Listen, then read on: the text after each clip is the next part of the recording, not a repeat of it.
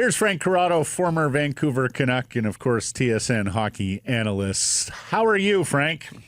I'm good, boys. Electric at home, just like the Canucks, hey?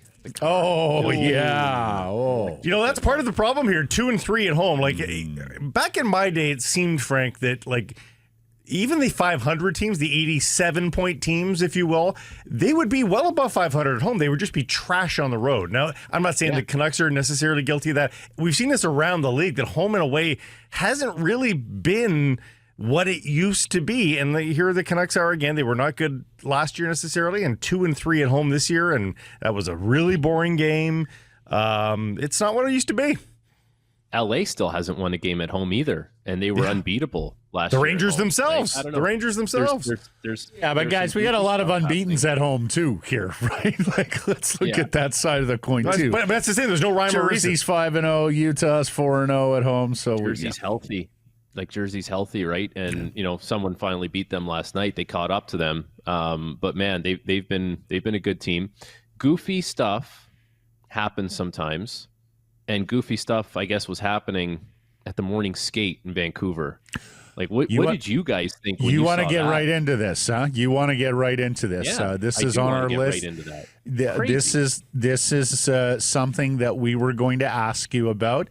Needless to say, a little bit surprised that after 7 games in 11 days, and Mike's got the video, we'll bring it up here, that after 7 games in 11 days, that Adam Foote conducted something a little closer to a practice than your typical morning skate, including line skating, Frank. So you pick it up from there and you tell me what you made of this. I'm just looking at something that's really dumb. I'm sorry. Like, that's the only, like, it's blunt, but it's dumb.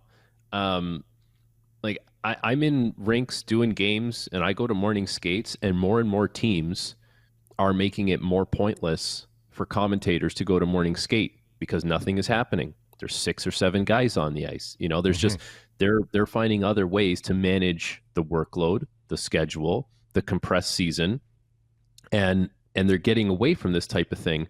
There's literally no purpose to doing that. Like, I can tell you firsthand, you're not getting some fast twitch. You're not getting your legs going. There's no reason for it. Let me put it to you this way, okay? If you had a bench press, this is right up Matt's alley, I know. If you had a bench press competition at 7 p.m., are you firing up your, 65, 70% of your max bench press at 10:30 in the morning? No, you're not.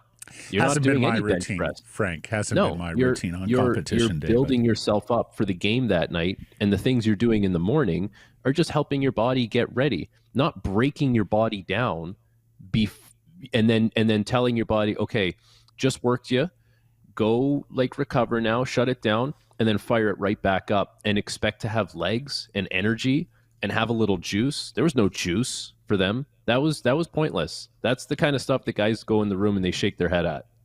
Okay, let me play devil's advocate for a second, because we showed the line skating, but that was just one portion of it. They have had very few practices, Frank, because of the schedule and the travel. And, of course, it's more difficult travel here than elsewhere. They have had very few practices. They have 8 regulars now out of the lineup, although it was 7 yesterday. And Foote and Alvin have both talked about how difficult it has been to integrate new guys into the lineup, forward lines, defense pairs, with the lack of practice time. So I hear you on the line skating thing. Let's just remove that for a second. But actually trying to get a practice in at morning skate yesterday. What's your take there? You can do a little bit more for a morning skate, for sure. I was just in Ottawa, and they hadn't practiced very much, and they got 1 extra drill into their morning skate. Like, you have a few different variations of a morning skate, right? You have like your one where it's just a few drills, touch the puck, get off the ice, couple 2-on-1s, whatever. Then you have your one that's more like, okay, it's a full team morning skate, 15, 20 minutes.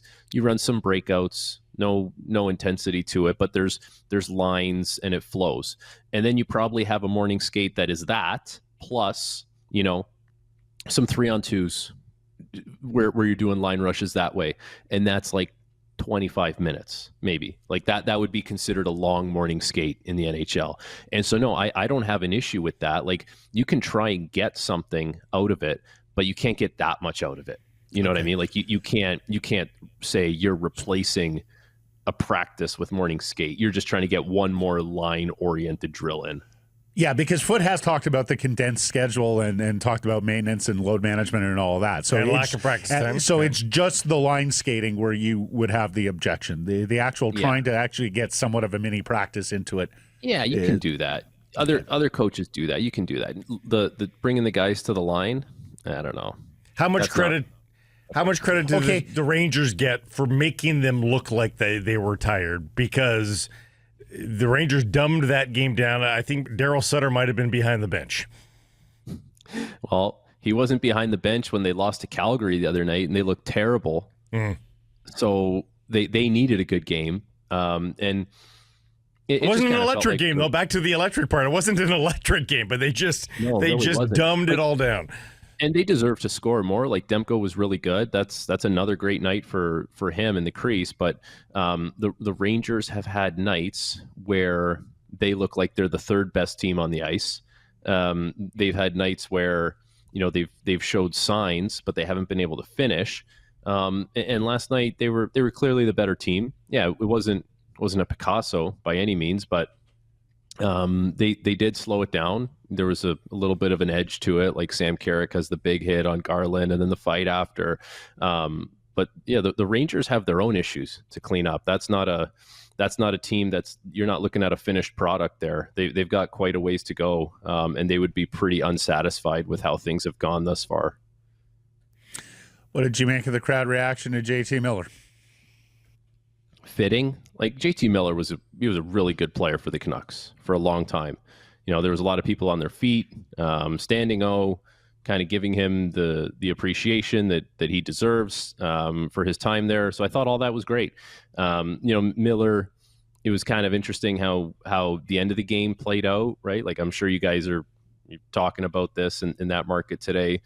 The chance to take a lick on Pettersson, the chance to put the puck in the empty net. It just kind of felt like, and they've been preaching this with the Rangers, it's got to be an all business approach, right? No BS. So there's kind of doing it by example, not looking for shenanigans or, sidebar things, side plot stuff. It's just play the game, win the game. Let's move on, get better as a team. Case closed. So now he's good with that. Especially as captain. Now he's good with that. Well, now he's good with all business. I think it's two-time Stanley Cup head coach Mike Sullivan who's probably setting that tone. And you're the captain. You've got an example to. You got to learn sometime, right? Like you can't. At some point, you can't make the same mistakes over and over again. If you do that, you end up playing 76 games, and then it takes another 12 years for another right-handed defenseman to make their debut for the Canucks after getting drafted by the team. There he is. You saw the tweet. There he is. You saw the tweet. Canucks right-handed drafted and developed defenseman. Well, we're talking to him. Yeah, this is it. In the post-BX era, we are absolutely... the crown has been passed to Tom Willander. My eyes almost popped out of their sockets when I saw that. I couldn't believe what I was reading. Yeah. And a couple things come to mind. A, it just kind of reaffirmed how hard it is to get to the NHL. And how much harder it is to actually stay in the NHL. Like it reaffirmed that. Not going to go through like the drafting that the organization has done. Like, that's you guys, people can talk about that for days. There's been some good players that have been drafted. A lot of good players get drafted. How much do they develop? So that's kind of the main thing that really sticks out. It's hard. It's hard to make the NHL and play in the NHL. And I don't know what that stat would look like in a different organization. Why are right shots so damn rare? Like a left-handed pitcher, I get that. A right shot defenseman, why is that the unicorn? Why back in my day, everybody was a righty, I thought. Well, doesn't it have something to do with the fact that most people are right-hand dominant, and so naturally they grab a stick left-handed? And then if you're a right-handed shot player and you're right-handed dominant, you do so much with your left hand, right? It's like you're not using your right dominant hand. That's just like a mechanics thing that comes to mind. I wonder if there's an aesthetic thing to it, like coaches' eyes look at left shot defensemen and I don't know, it's more pleasing. I really don't know. But there's a lot of right-handed defensemen in the NHL now. This is not we're the true way of playing, right? Me and you, Frank, we're right-handed. It's the true way of playing hockey, right-handed, right? I don't know. I was that way there. because there was hand-me-downs in my house, and I was forced to be right-handed. Honestly, Blake, I look at it the other way. I cannot believe how many guys golf right-handed, given that most are right-hand dominant. It's what God intended. No, it's not. What did you make of your successor, young Willander, in his first NHL game? Yes, I passed the torch to him. Hopefully he plays more than 76 regular season games. Listen, he didn't play a ton.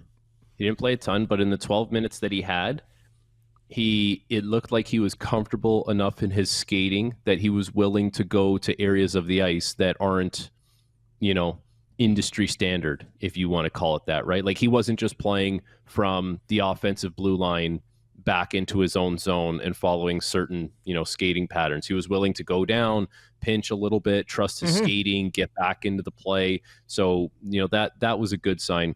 It was tough for him though, because you're watching the way the D pairs are getting deployed, and I'm waiting for him to come on the ice.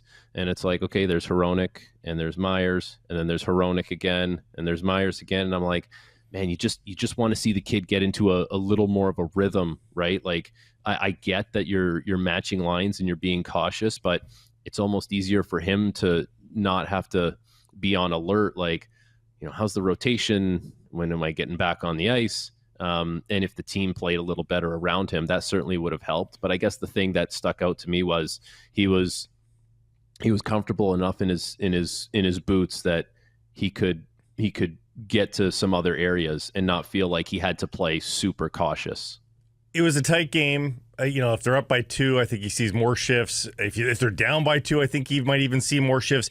And I feel like Adam Foote might have been waiting for the game to get some emotion into it, and maybe he was a little bit worried about him being caught out there, and it never materialized. But I think he played well enough to gain some trust of Adam Foote, though, didn't he? He should. Yeah, there should. I would say, like, if there were training wheels on, like you could take the training wheels off and let him just kind of ride the bike a little bit now. Like give him a push and let him ride it. Listen, at the end of the day, he's a first round pick. Like he's a pretty high first round pick from 2 years ago. This is not me. Like this is not a 5th round pick unknown guy, right? Like he's supposed to play, and he's supposed to play now and soon. So you can do the training wheel stuff with him, but it shouldn't last very long. At some point, you got to let him go. Like that's the reality of what kind of player he's supposed to be. In Detroit, ASP is playing a ton, or he was anyways. The last I checked, Sandin Pellikka, who was drafted after him. So it's not like guys his peers are not playing. Well, he's going to be needed because the injury bug is still in the room and is taking down new people. 8 injured players over the first 11 games of this season. It would be comical if it wasn't potentially sewering their season here. Well, what's the feeling in the room when you know that literally every 2 days there's a new guy going down to a not insignificant injury, it appears. Like the fact that Besser came back after taking the split lip was like, well, at least they dodged that one. But, Foote was sort of, he didn't have an answer afterwards. It's just, like, what do you do? Like, what do you do if you're a player? And like, 3-4 injuries, every team's got that. I think players shrug that off. When it gets epidemic like this, what do you do? You remember COVID? Stay 6 feet away and wear a mask? I'm joking, but like, honestly, that's part of it. Like I'm not even kidding. There's guys that are hurt a lot. Guys don't want to be like associated with the energy of guys that are hurt a lot. Now, I'm not saying that's the case with the Canucks guys, but like there's definitely an element to like, I don't want to catch whatever injury bug you have. You know what I mean? I don't want to catch. They're a superstitious lot. They are. Yeah. And you know what? Like, okay, we talked a little bit about the no practicing and the travel. Vancouver's always going to have it a little more difficult. They're on the plane more than a lot of teams. Like, there is more of a grind element to their schedule. But New Jersey gets injured a lot every year. Pittsburgh gets injured a lot every year. It's just, some of them are flukes. Some of them are hips and groins, and you're like, okay, guys, you got to make sure you're doing, your cool downs and your stretches and your activations and all that stuff. But I think a lot of it largely is just unavoidable stuff that's bad luck. And if you can avoid it like the plague, you'll avoid it like the plague if you're a player. Can I point forward with him here to more? Okay. Canucks are in St. Louis tomorrow. This is utterly bizarre. The St. Louis Blues are allowing 25.4 shots against per game. That is fifth best in the National Hockey League. Their goals against is 4.40. It's second worst. Mm-hmm. Only San Jose is worse. Now, I was a little bit bullish on St. Louis coming into the season just because I viewed them, in this sense, similar to Vancouver in terms of, I just thought they had a goaltender tandem that would lock things down to the point where you could baseline a performance. But, boy, your boy Binnington and Hofer, it has not gone well for St. Louis in goal prevention. What are they? Is it just the two goaltenders having some bad nights, Frank? Like, what's going on with that dichotomy? Tell you that. Yeah. No, the numbers would tell you it's the goaltenders that really aren't playing well. Like, here's the crazy thing, right? Like you said those numbers, shot attempts, right? Like second in the NHL at preventing shot attempts, shots on net, sixth in the NHL at preventing shot. Like, everything across the board is like top 10 as far as preventing things like slot shots, slot passes, ozone possession time, rush, cycle, forecheck chances, rebound chances. It's all very, very good for St. Louis, except for one stat: goals against. Are they the most potent offensive team? Of course not. That's not part of who they are right now. But holy moly, man! Like with those kind of like underlying numbers, they shouldn't be going through what they're going through right now. So yeah, like the goalies are capable of more. I'm sure they will play better soon. You just have to hope that when the goalies start playing better, there's not big lapses in front of them. Like the guys in front of them have to continue to kind of keep pushing in the right direction, because you don't want one to get better and one to fall off, and then you still have the same effect of what's essentially happening now. But they're a much better team than what their standings would indicate. Oh, absolutely. I mean, from a Canucks perspective, I'm nervous because I believe in Binnington and Hofer. They're going to get that turned around. Regression to the mean. Yeah, yes. I mean, especially even if one of them has a bad season, like one of them will improve that and improve that. And believe it or not, the Canucks are overachieving. Canucks are a PDO team right now. Like they are overachieving. Yep. They'll regress to a worse. Like both teams could be meeting in the middle here tomorrow night. How scary is it that you just said the Canucks are a PDO team, which is true. Yeah. Like and it's they're 5 and 6 in more than it should. Yeah, like, and then they're 5 and 6, right? Like that's you want to be a PDO team and have everything going in. You should be top 2 team in your division. Right.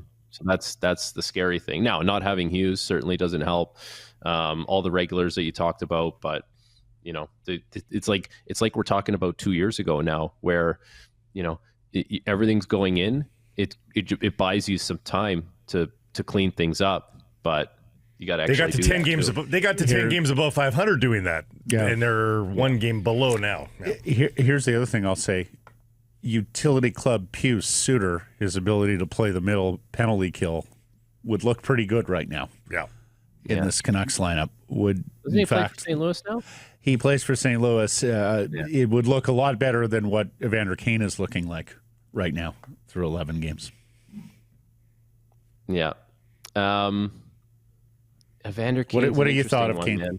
Yeah. Would you be concerned about him now? Like, as we've talked about, there's been a lot of injuries there, 34 years old, a lot of miles. Yeah.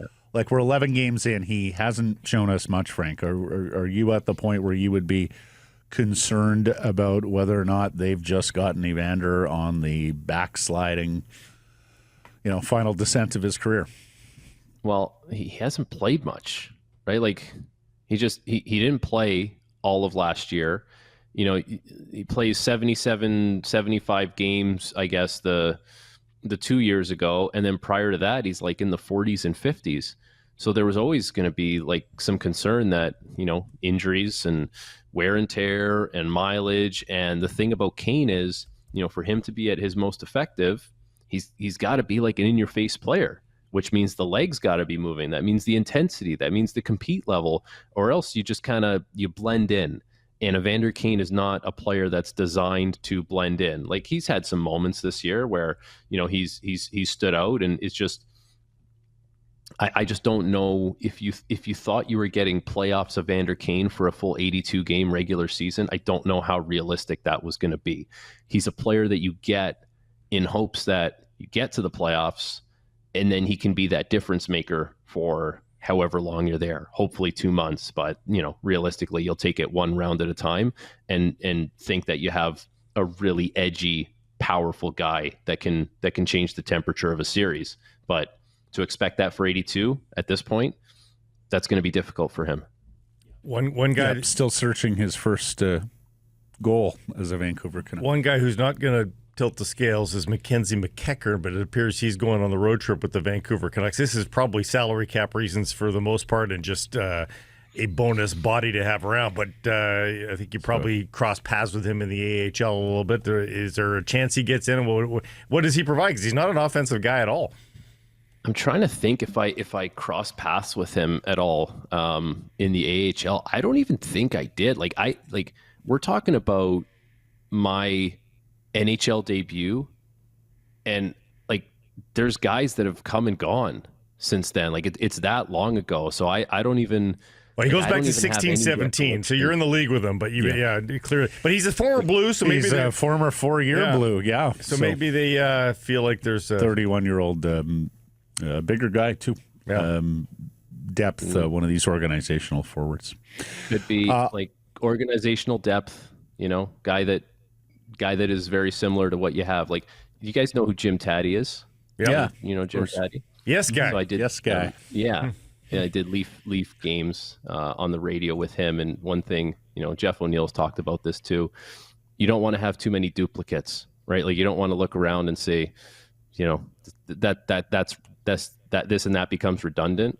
Mm-hmm. The reality of the NHL and organizational depth players, it's a lot of duplicates. It's a lot of the stuff that you kind of already have. There's not that much separating a lot of these guys anymore. Yeah. And just so you know, Frank, you were not an unknown, okay, when you were coming up through Sudbury. In fact, I believe we've told the story before that, Gillis goes up to Ron DeLorme and says, are we going to pop on that Corrado kid now? And Ron said, ooh, I don't know. He's our super sleeper. And then the discussion was, well, we better not lose out on our super sleeper because we're a little too late to him. So there you go. You're nice. A Vancouver Canuck in the 5th round in 2011. Yeah. Appreciate you, bro. First round in our hearts. Mm-hmm. Yeah, for sure. Appreciate you. Appreciate you. All right. Talk soon.